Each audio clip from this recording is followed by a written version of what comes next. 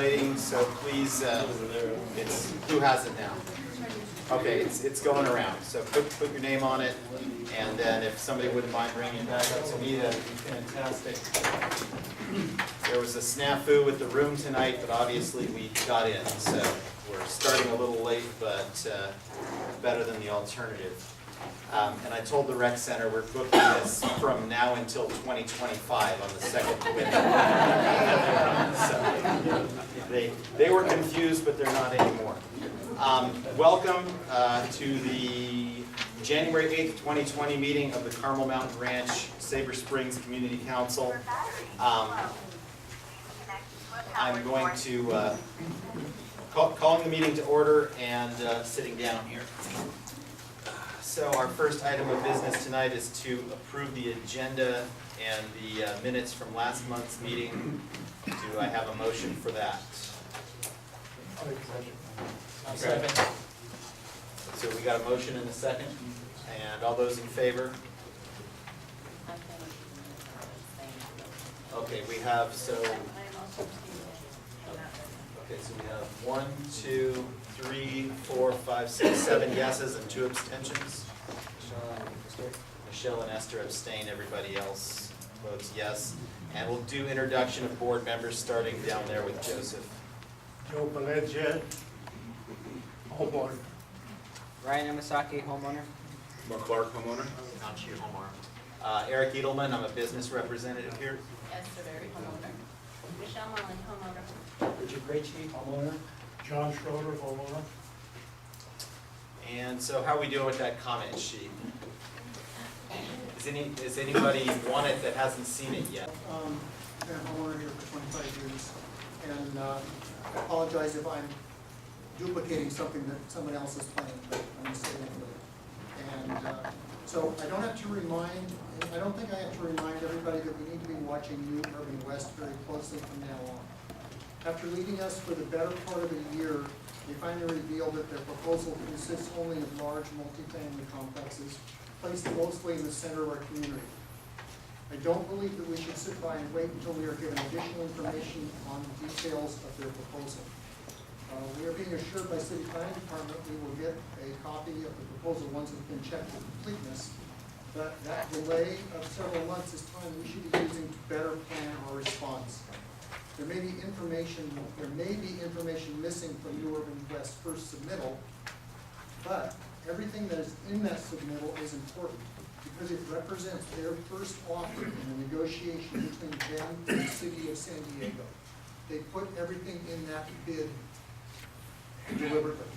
They chose what they put in there.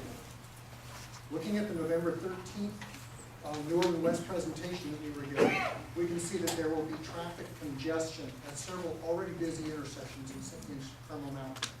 Rancho Carmel Drive at Provençal Place, right here. Carmel Ridge Road at both ends, at Highland Ranch Road, and at the other end at Bolton Avenue, Stonygate Place, and where it dumps onto Ted Williams Parkway. There's going to be 500 apartments added to that street.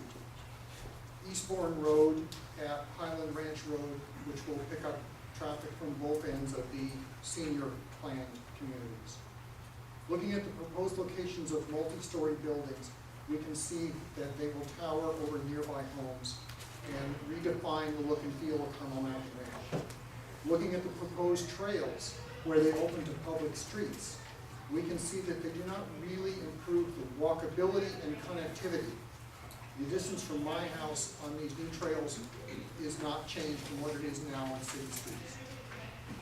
And thanks to the efforts of Alan Hahn, we now know that these things about the proposed plan. There's requested 0 side yard setbacks, and that's based on the effect of the 50-foot buffer zones. Building height limits have been requested to be increased from 30 to 38 and from 40 to 47 feet. And these changes mean taller buildings located closer to existing homes. No neighborhood parks are being proposed, and the proposed 6 miles of trail combined with all other undeveloped space is claimed to satisfy the parks requirement. This calls into doubt the purpose of collecting all of our input on parks and other entertainment amenities. The entire project is claimed to qualify for the transit priority area status, even though only the portion nearest the Sabre Springs Transit Center actually meets the criteria. New Urban West will make notices not through mail-outs, but only through newspapers. And New Urban West has stated they anticipate beginning construction in February 2021. That's their desire. And that last item, that they plan starting construction about 1 year from now, really supports my feeling that this process is going to move along much more quickly than we expect. If we don't dig in now and start understanding and reacting to every bit of information we have access to, we might find out too late that this process is in progress and the project is a done deal. Thank you.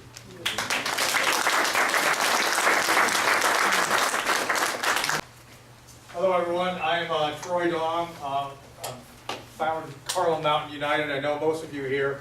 I first of all want to thank all of you for coming. It is important. Harold brought up some wonderful points there, and we have to multiply the number of people that come to these meetings. I know we can't all get in the room, but this will be decided by the city council, and as homeowners, the city will listen to people, lots of people. And I propose that we call this Carl Mountain Night, and that we bring and rally together every meeting here. It's cold out, it's dark, it's holiday season, and yet you're all here. So I salute all of you for being here, and thank you to the members of the board. But we can meet outside, we can rally, we can gather information, we can plan our strategy. When we get to public hearings, we need to put 300 people in that hearing room downtown. If we don't do that, we are not going to be successful. This will be decided at the city council, and we have to be adamant about what happens in our community.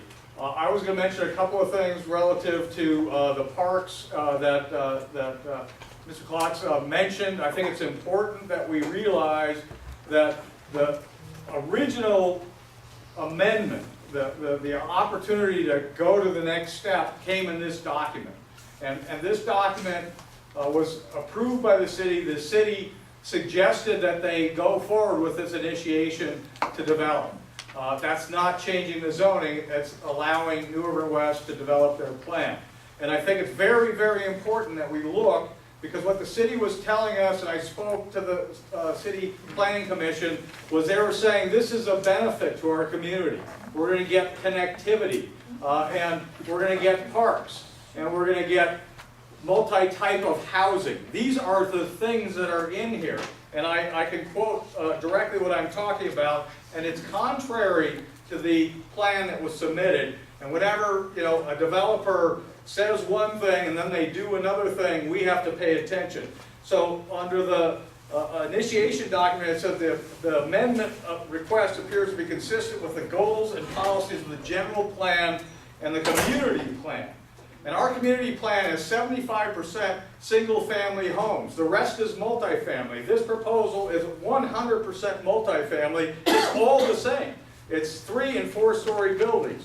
It goes on to say the proposed amendment would have the potential to accommodate a variety. Now this is what New Urban West proposed, a variety of housing opportunities ranging in price, product type. Applicant has stated that their intention is to provide affordable housing units. And so we need to know how many affordable housing units that's going to be. And finally, it says that Carl Mountain Ranch has 16.72 usable acres of park. That's this park. That's it. 16.72, we got Highland Ranch Community Park. A community of our size should have 36.48 acres of community parks. That's parks, folks, with amenities like a ball field and basketball courts and things where our kids can play. This plan, the New Urban West plan, they're saying the buffer zones between our house and their building should suffice as a park. Think about that. That's what they say in their plan. And interestingly enough, we can't even copy the plan. We have to, Alan's got to go down there and take notes on it. In addition to that, they're saying there is no park. No new park. So these are not benefits to the community, they're just taken away from our community. And I ask you, help us rally. Bring your neighbor, bring one neighbor. I brought a neighbor today. Hi Harish, good to see you. Yeah, we all need to bring a neighbor, and then they need to bring a neighbor, and I want to see 100, 200, 300 people here, because, you know, people can vote with their feet, and I ask you to join me. Thank you very much.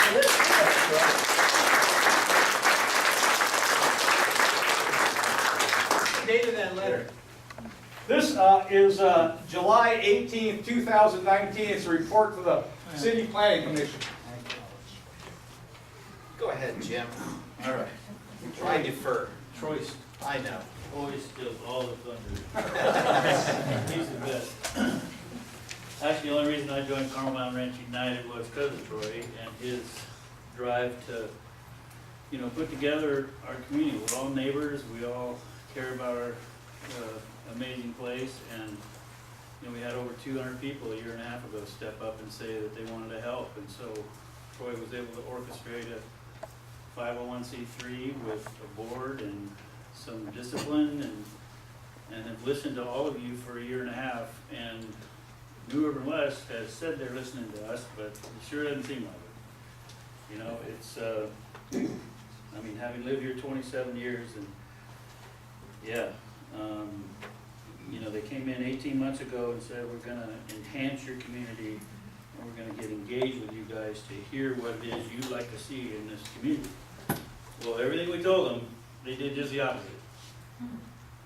And, you know, we're trying to stick 1,200 condos, $1 billion worth of real estate that's gonna impact every one of ours. And it's not right. It really isn't. So, like Troy said, get your neighbors here, and we gotta get down there. We gotta get downtown, we gotta take people, and we gotta show up, and we gotta be respectful, and, you know, but we have to be a voice that deserves to be heard, because this is not right. And keep the plan.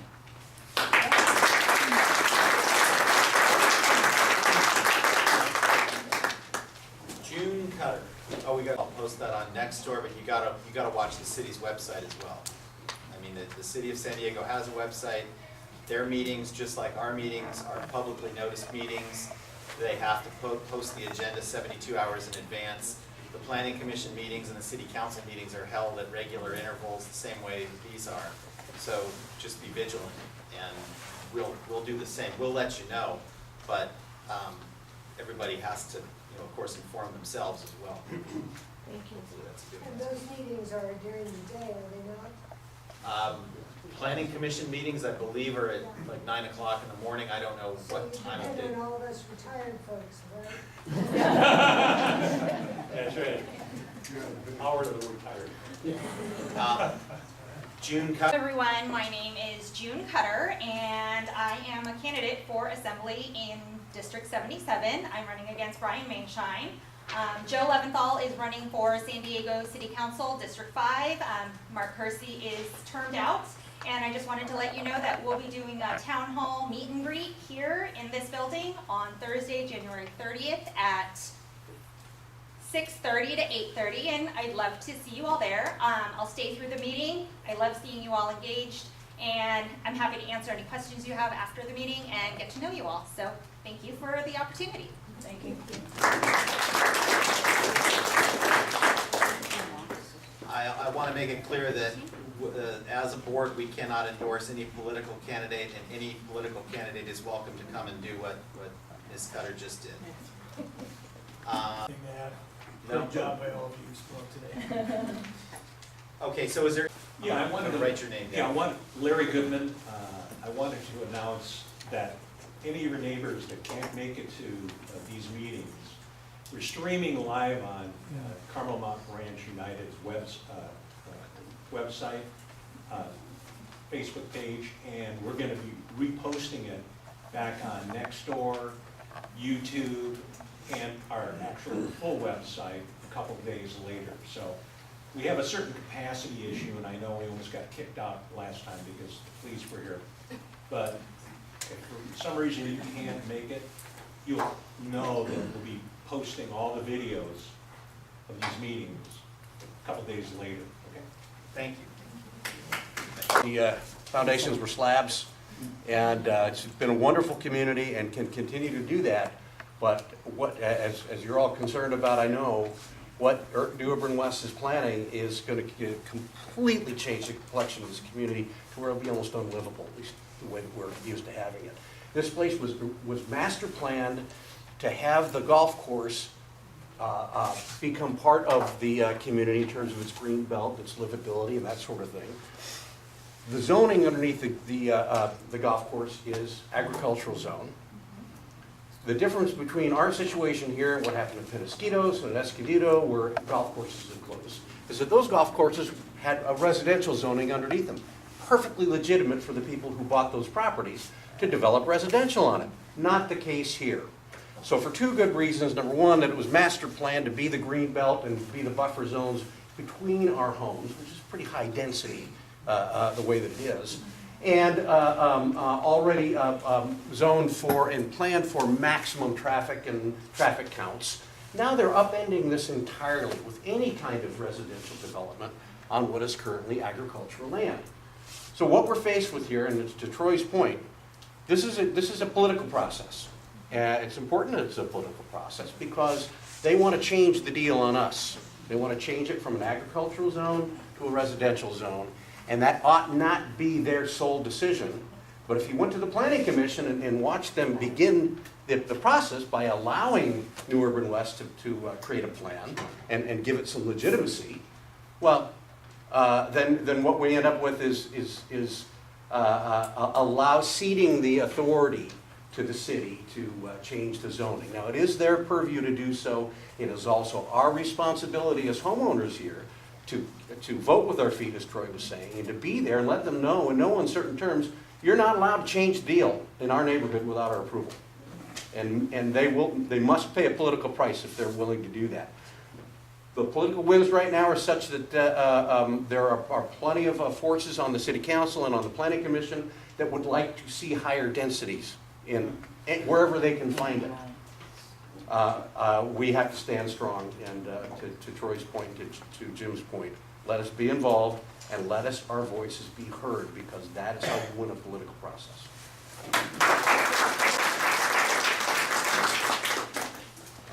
Anybody else who, yes sir, what's your name?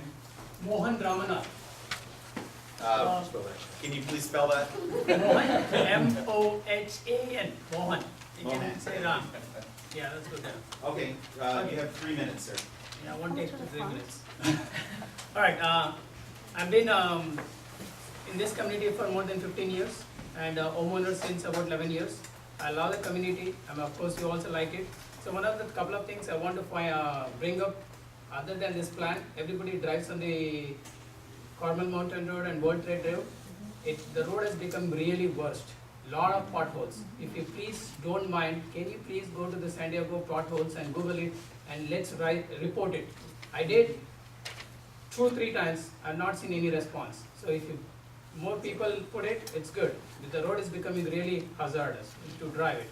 I see this much big potholes on especially in front of Costco and Home Depot, right?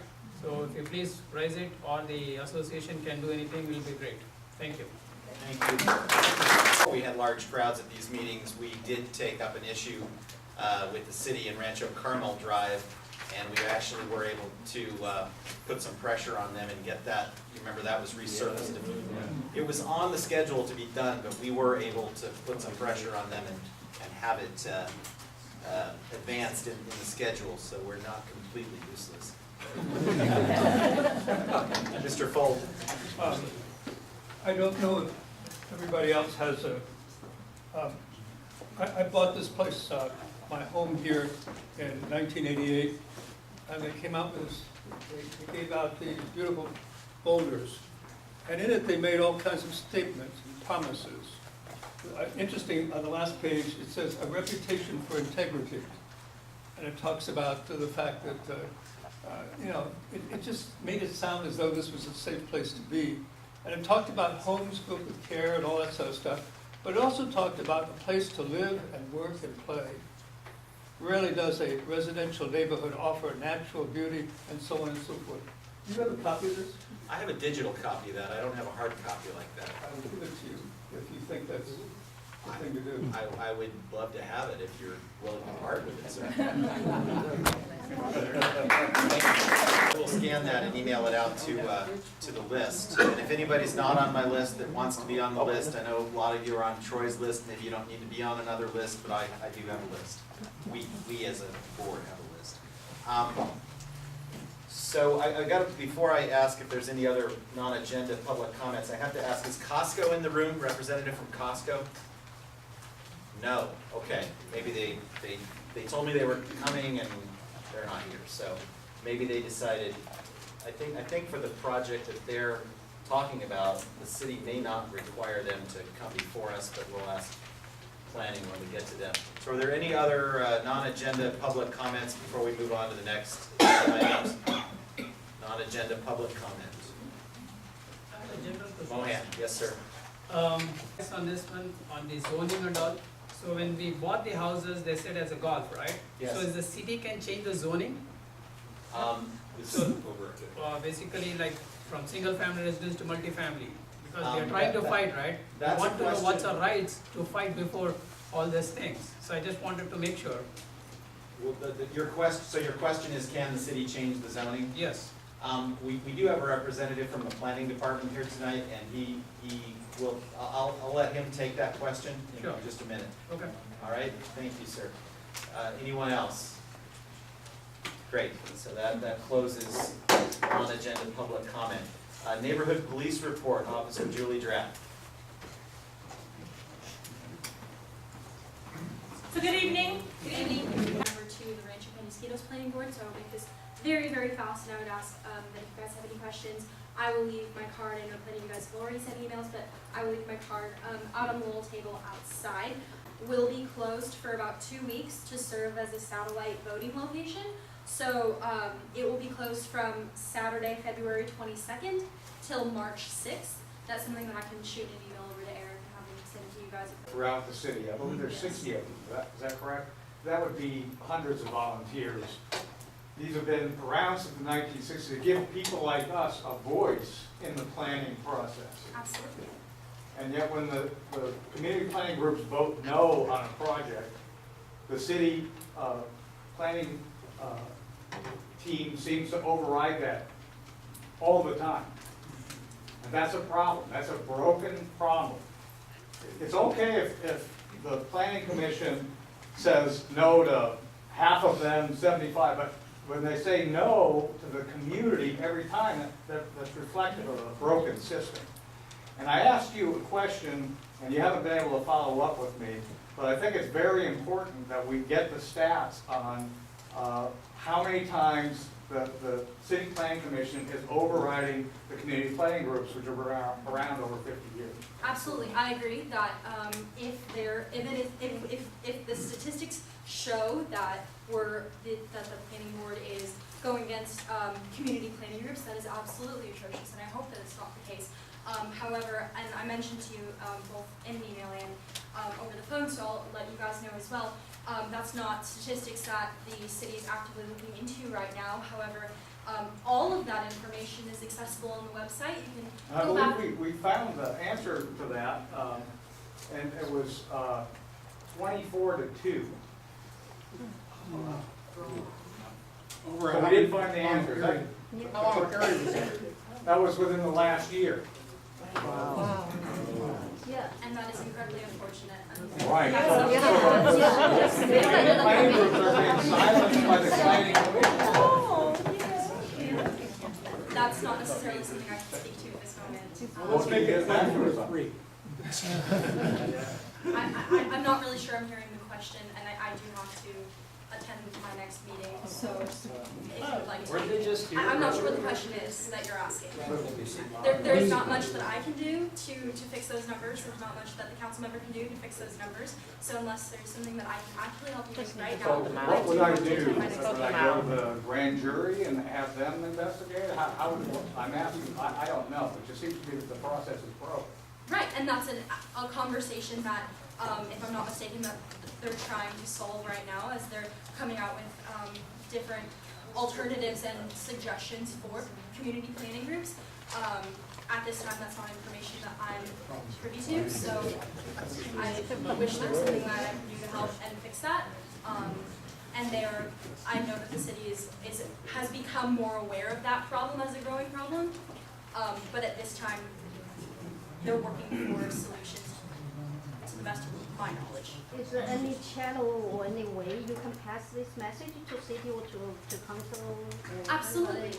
Oh, without a doubt, I can pass this along to. Can another representative come with you? Right, So we can, not only you're here, but someone else because you may for just who's on the forget. voting committee could come here that we could speak to. Maybe Mark could come. Yes. Yeah, how about that? It's termed out. Once. We need to vote him out. He's termed out. That's right, we need to vote him out. Well, we need to vote someone else in. So, again, they're advisory, there's no, they're not obligated to follow what the planning group of the community. Yes, they are advisory, but they are the city's voice. Right, They've so been that's around why, for 50 like you years. said, you need to get those folks, you need to get the community down to the Yeah. planning, Yep. the planning. Well, we were down at the planning commission, and this group here voted unanimously with one abstention. And And I'm not unfortunately- suggesting that the city planning commission has to follow that recommendation. I'm just saying that they shouldn't say no 100% of the time.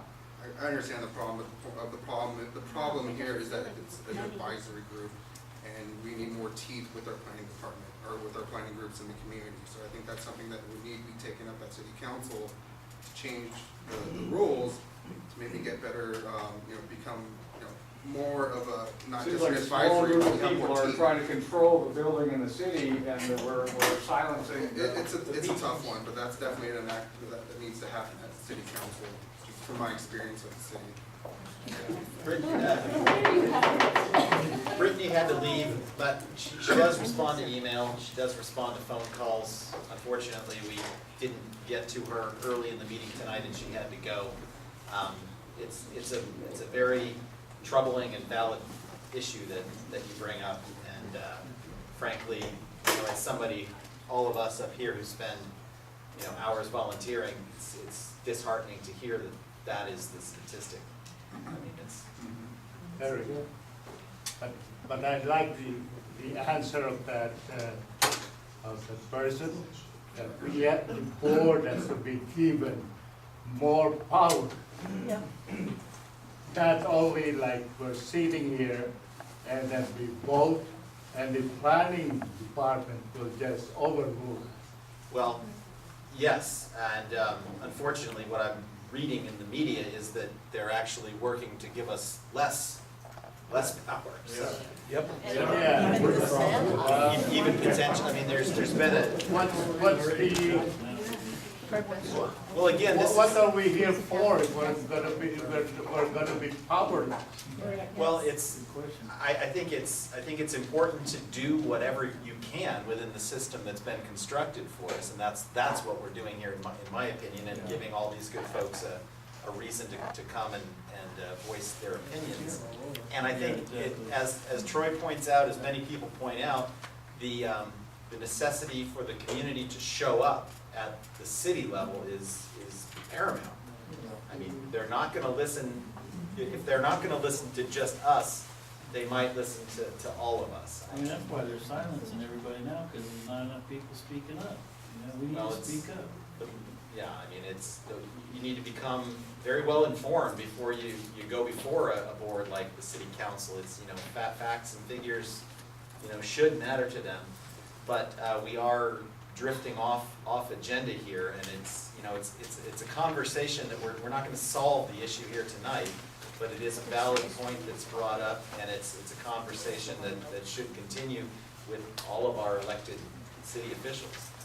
And I'd like to point out that planning for cities, one size doesn't fit all, and if they don't like the way a neighborhood is at the moment and they want to change it to something else, I mean, do they even come up and drive around and see how limited space is in certain areas? No, they're sitting in their offices making these decisions.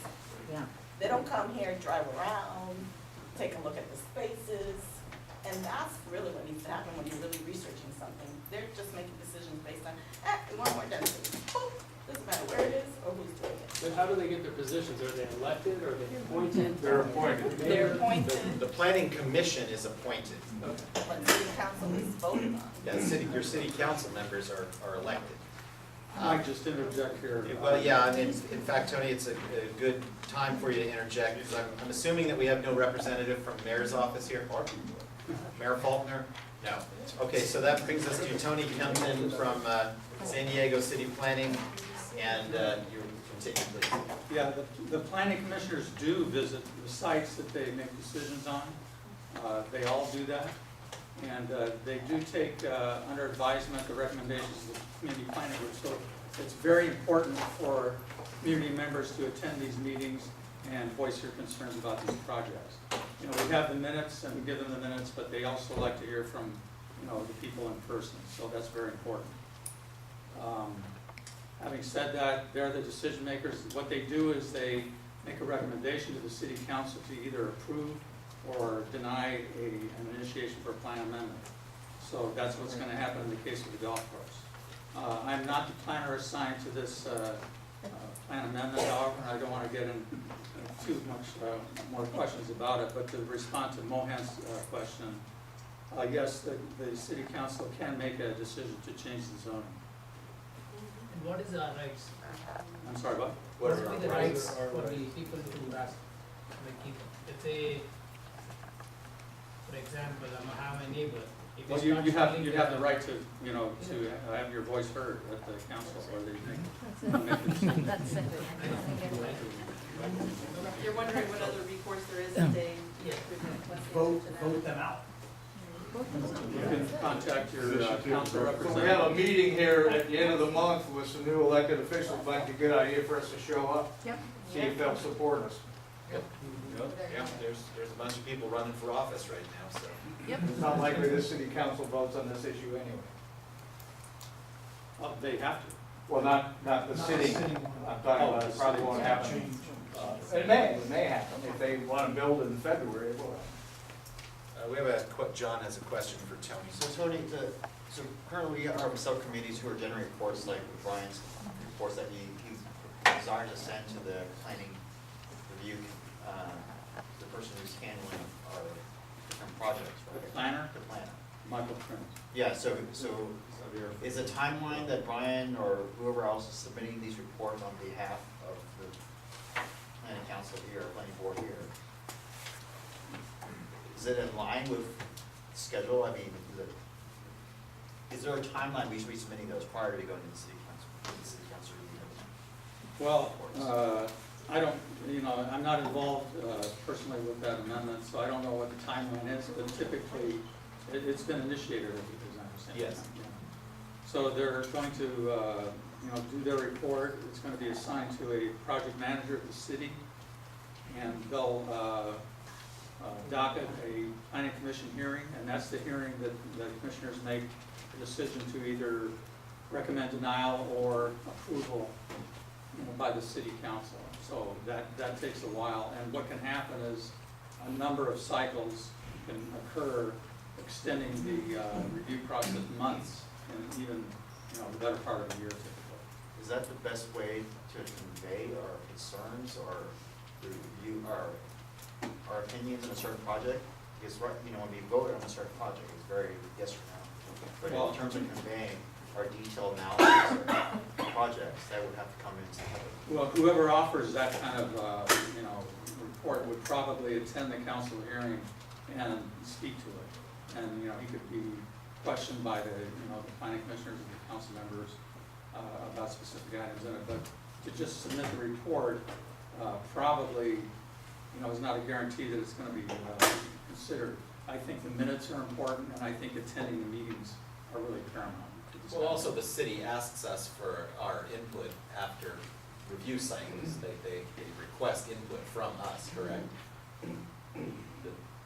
It's one of the check boxes in the review cycles is to go to the community planning group, right? So this is the packet right now for the park and ride, right?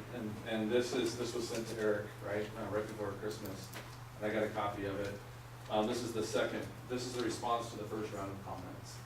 So the first round, when it went to planning commission, I wrote about a 5-page letter that outlined all the problems with this. This is the 76-foot. After the initiation? For the initiation hearing. Right. So a bunch of people went down there and Stephanie went and paraphrased the letter that I had written. Thank you. And then I also sent a copy of that letter to Zavia, the project manager, during the first round of reviews. Okay. So he had talked to him on the phone and trying to understand the process of when do we provide our feedback, how does that get disseminated to the rest of the reviewers to understand what our concerns were. And what did he say? Well, he took it, and hopefully he sent it. And here, the only comment regarding the plan was that you need to meet with them, right, and make sure that happens at the next round. The builder's response was, we met with them 4 times, and that's all that we see in the review cycle so far. So there's no references to the different things that you brought up regarding the height of the building, the community plan, and everything else. Right, so asking the applicant to respond directly to questions from you people probably would not be met with, much enthusiasm. On the other hand, we do ask questions, regarding the whole, issues about bulk and scale that they do have to respond to. So that's where we echo your concerns in review of the project.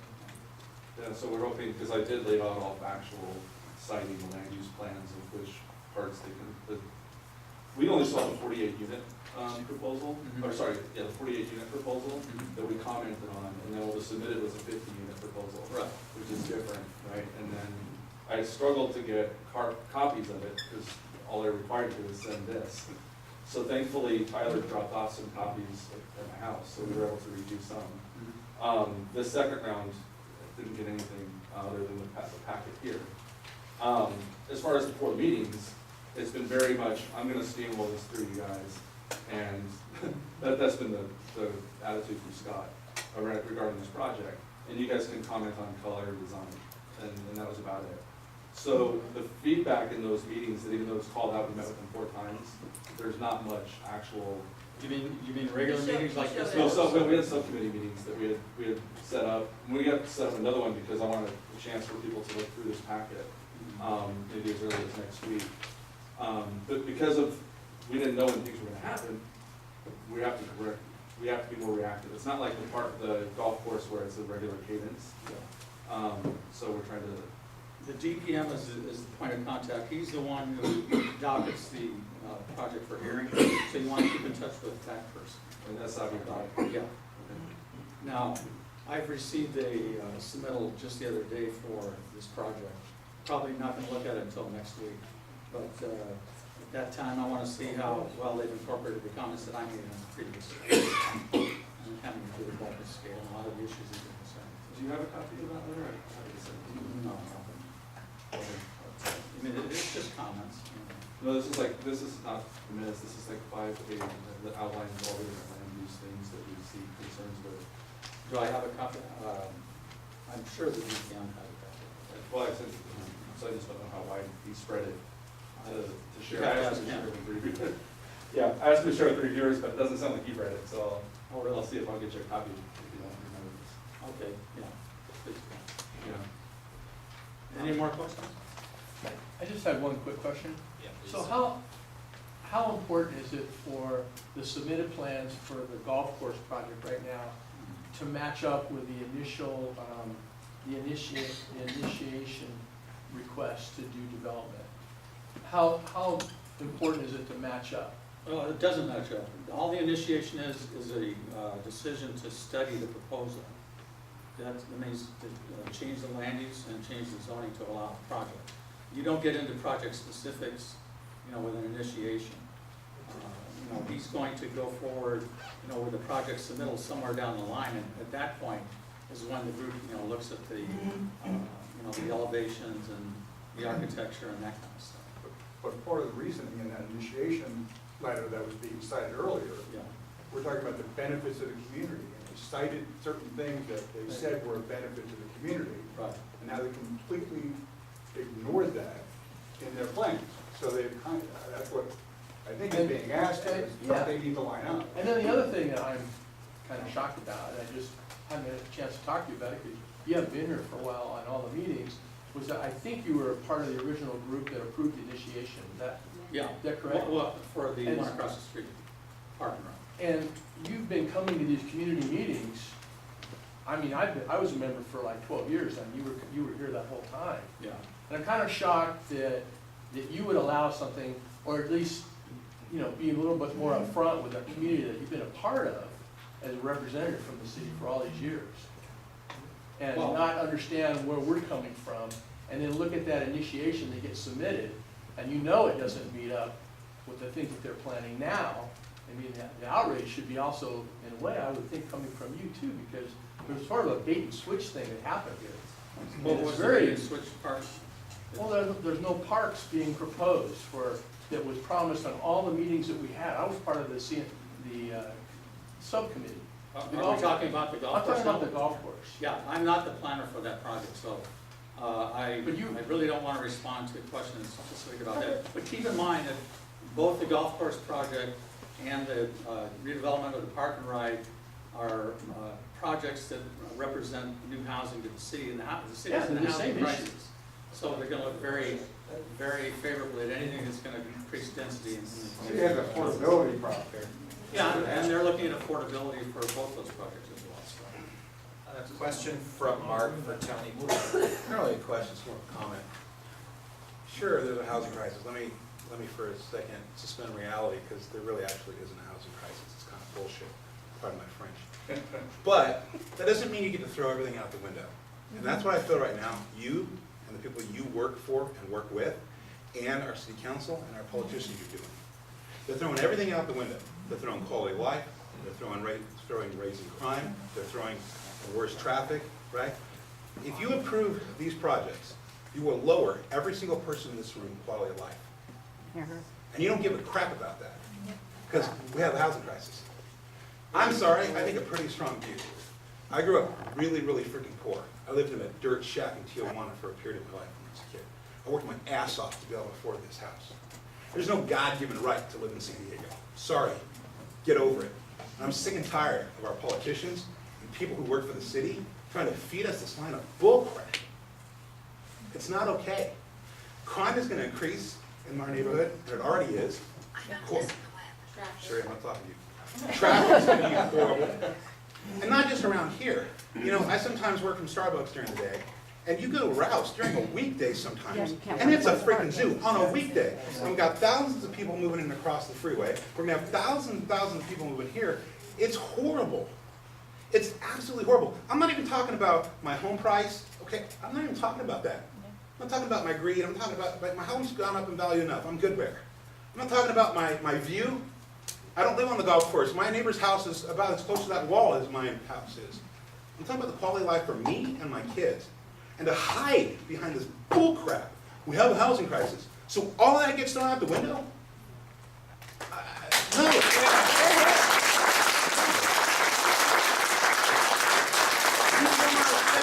I want any politician and anybody running for it, know this. If you vote yes for this, we will get you out of office.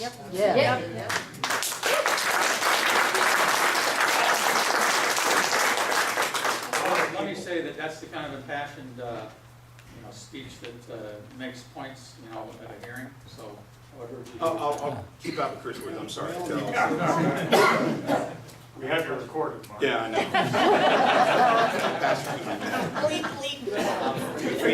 We have time for a couple more questions. We do have a couple other things to get to. Yes, sir, you had your hand up. Just a real quick question. Have you already performed the impact studies? In other words, putting down the sensors and monitoring traffic and seeing what the frequency is? Is that something that's already been done? I don't have anything to do with that. I would contact the project manager. Don't the planners have to get that data in order to make a reasonable decision to see what the traffic What the is? traffic is. Yeah, that's part of the analysis, but And that has been reported? that has probably not been. I'm interested in what the threshold is, because as I drive across 56 and I'm stuck in traffic, and I continue to see development go up, I think, what's the algorithm for these impact studies? Well, there is a threshold for If the you're moving at all, classifications. that means you can still develop. The roads are classified and they're classified to handle so much average daily traffic. And there is an analysis done, you know, when there's a project involving housing, about how many trips are gonna be involved and how it's gonna impact traffic. Well, So there was a guy in the neighborhood that put down the strips, because I run in the mornings, and he was there about 10 minutes, and then moved to a different street, and he just didn't look really into it. So I'm not even sure if that was part of this development analysis, or if it was just I some can't random respond guy to that. monitoring traffic. You don't know? I don't know about that situation. I'd be interested for the neighbors to kind of count the traffic and do the analysis as well, just to make sure that when you do perform the analysis to see what the traffic is. Well, that's really one of matches the, process. the traffic is always one of the biggest issues, you know, on plan amendments usually, because traffic is such an issue with developed communities like this one. And so, when the report comes out, invariably there's disagreement about the numbers that are generated. So, you know, they'll have an ample opportunity to look at traffic, for sure. But you have a threshold, in other words, you have kind of this threshold where it wouldn't make sense if it would impact the community. See what I'm getting at? That's done in the, that's handled in the environmental document. Okay. So, that's probably a little ways away, but, But have there ever been studies where, oh yeah, no, we really didn't look at this, and yeah, the traffic will be too much, we're gonna lower the cost, the housing? there have been a number of challenges to the analysis in the EIRs and forcing, you know, some revisions and so forth. So, but nothing's been taken off the table or reduced Has in it, size? project's been, canceled Yeah, because of that? canceled or reduced in size? I'm not aware of any that I've heard of. So that makes you always also wonder, you know, are they just pushing things through because they want it? Sorry, it was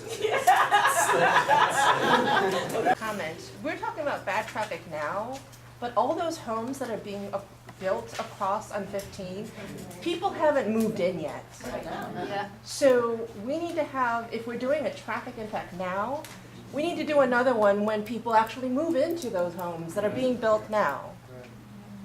Because they don't have what we have over here in Correct. Mountain, so they're gonna be coming. They're going to be coming on this side. Exactly, you know. We haven't even had that discussion yet, because we're only talking about impact now. It's already bad. It's going to be way worse when we have all those homes filled up with people. You're talking about the Casa Mira View project? There's a Right Pacific across the Village, freeway. the Yep, right golf across the course, street. and now the PP Hotel. There's also, there's a proposal, so that's one thing. There's a proposal on the table to demo basically the hotel across the freeway and turn it into 331 apartment units. So I'll put that on top of the 536 mixed use on the golf course, plus whatever number is on Pacific Village that tore down the old affordable housing. It's about So- 600 for that one. Yeah, so that's another 330 that people weren't really aware of until very recently. Okay. Attorneys involved in kind of fighting this sort of process? Is it typically before the study is completed or after? It happens, not necessarily attorneys for technical studies, you can get consultants involved. But in terms of like someone that represents, say, a community, I'm sure this has happened at some point in the past.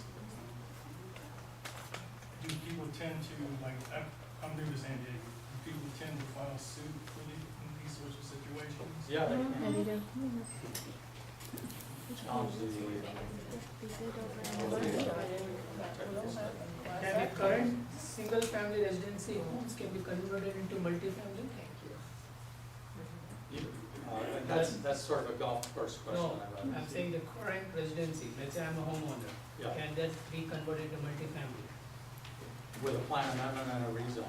Because see, right now association, they immediately give me a red flag, no, you cannot, right? Because it's already constructed, it's there under their control. And now we are seeing an empty land, which is adjacent, we are saying that, okay, to do multi-family home. With a plan amendment and a rezone. That was And what's there now isn't even single family. No, it's agriculture. It's agriculture, we're talking about going from agricultural to UCAN, but outside UCAN. I understand. I think we're going from. I mean, I can see a few homes, but. Do we have, okay, ma'am, you have a question for Tony? You had your Yeah, I hand do. up.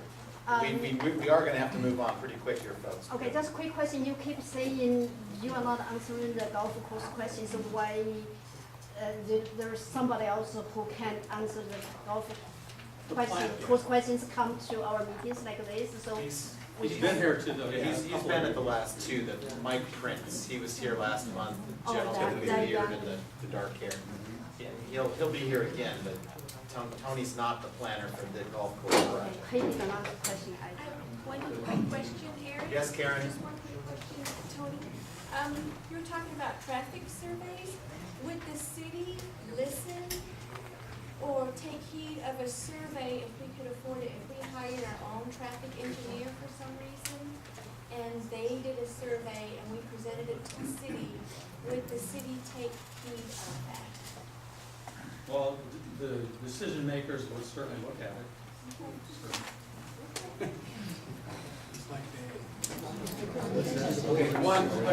In terms of what the city does, the city staff puts the report together, all the disciplines put in their comments, and that's what the city report is. The planning groups can hire a consultant to come up with. But doesn't the developer pay for the traffic study? Isn't that a conflict of interest? They don't pay for it? Does the city pay for it? They have an account that covers the cost of staff time to review projects. But who's doing the traffic count? Who's paying for The that? traffic reviewers, the traffic engineers. For the city? To the city, your city employees. They've separated one step from Was there somebody over here again? Silva. Fire safety and, the problem we have in California, when they do all these studies, are these studies are done based on number of homes now, or based on all these homes that are coming? If that's the environmental study they're gonna do? The fire safety and fire department do review these projects. I'm not sure I understood exactly.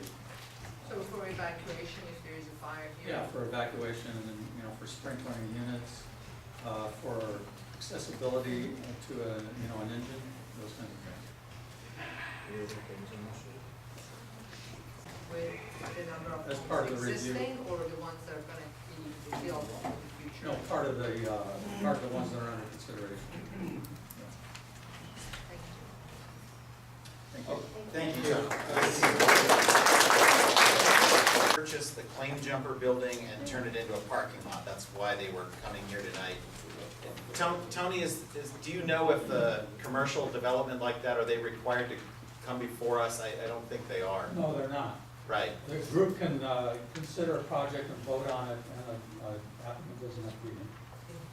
Okay. All right, well, there's no official proposal on that. I've received nothing other than a phone call from Costco saying that's what they were gonna do. So that's on our radar, and I'm gonna move on past that right now because we don't have any time to discuss it. There's really, the board is gonna be submitting the 2019 annual report here in the next 60 days. And we're going to be including in that report essentially an amendment of our minutes for the last year. Some of those minutes have lacked exact numbers of board members present, which was an oversight, and that's going to be added in. Meeting in January, and at this point it does not appear there will be any completed submissions. However, if you haven't looked at the videotape of the Planning Commission meeting on the 25th, recommend you do. It starts at 1 hour and 40 minutes in. Commissioners' comments start at 2 hours in. And they give a whole list of things they're looking for in the project submission, or not submission, but what they're expecting from New Urban West. And so my hope is at our meeting in January, Tuesday the 28th, 6:30 at the CMR Library, we talk about and chat among the board, subcommittee, and the community about those issues the commissioners have brought up. Items of access, open space, parks and recreation, buffers, bikeways, air quote, do better, affordable housing, starting housing. They're looking for the highest quality of development, reduce vehicular conflicts, which of course is gonna be really interesting with access into some of these holes. I don't know how the heck they're gonna do it. And they're looking for a creative project. Those are all items we should be prepared to discuss, work into our comments as we go over hole by hole by hole by hole. There's 18 of them apparently. And a lot of space. So that's the 19 holes we will have to look at for development, and I think we should get a head start because hopefully the design review cycle should start processing and spitting stuff back at us. We should be prepared on areas we want to go to. So, Brian, you're up. Date, time, and location, once again, just for those that don't. Oh, the 28th, we're always on the fourth Tuesday of the month at the library, 6:30 p.m. If you go to the library calendar, we're on the calendar. I checked already to make sure we didn't get dumped in 20. You mentioned planning commission on the 25th, it's July 25th. July 25th, last July. 2019. Go Google Planning Commission, go to the agenda. They have the whole videotape. You can zip through to an hour and 40 in, and then in 2 hours, you can hear the commissioner's comments. And I think it's really instructive to hear the commissioner's comments. I'm gonna ask Eric to send it out again. He sent it before, but maybe send the links. I know Yeah, everything. that link went out in August probably, but I can find it and send it again. Hopefully we've all seen it and you have a copy of it. At what point was the golf course sold off to some other company? Because in the booklet, there's no suggestion that their golf course was separately owned and all that sort of stuff. And so who actually sold the golf course and how did that all come about? I think it's always been separately owned. Yes. But it's had about 4 or 5 different owners. When it was developed, it was owned by Presley. Well, Presley, and then they sold it off when Presley was the original master developer of our ranch. They developed the golf course and then they sold it off, and I think since then, it's been 4 or 5 different owners. 4 maybe. Anything else? Oh, wait, could you use? So sure about the spin folder. So we got this packet on December 18th, so right before the holidays. Eric got the copy of it. That included the letter that the city had sent to the developers with their first round of comments. I did get the first round of comments from the project manager, Xavier. So I did have a chance to at least read those, and I talked about those at our last meeting. This packet includes the response to those comments. A lot of them are noted, or they had made modifications to their drawings, like they left out the fire plan, they left out a bunch of stuff kind of in their first round, just to get something in front of people to kind of smoke test it, is what I feel like. I glanced through here.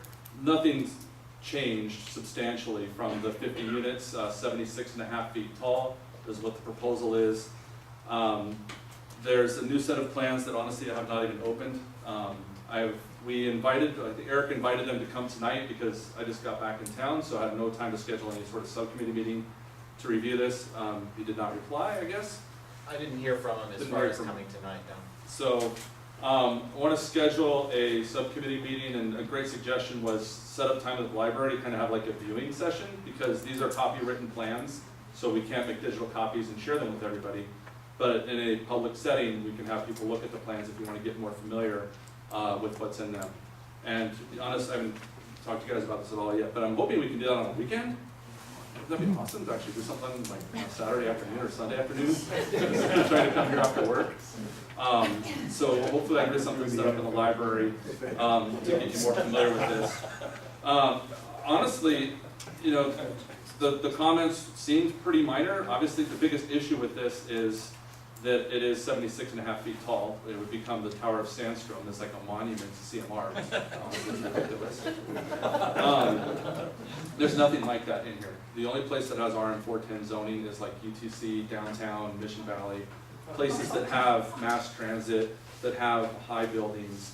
It totally does not fit with the type of community we have here. The TPA, the transit priority, this station has 3 buses. 2 go downtown, 1 goes to Walmart and Poway.